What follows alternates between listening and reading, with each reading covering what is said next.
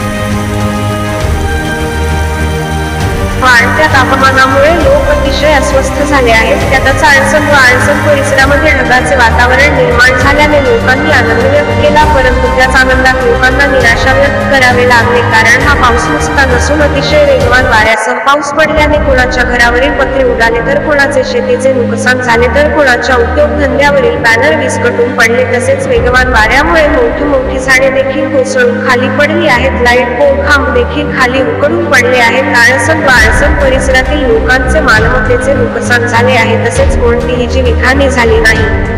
हा पाऊस उखाड्याने त्रस्त झालेल्या लोकांना आनंद देऊन गेला, परंतु जाता जाता काही लोकांना निराशा करून देखील गेला।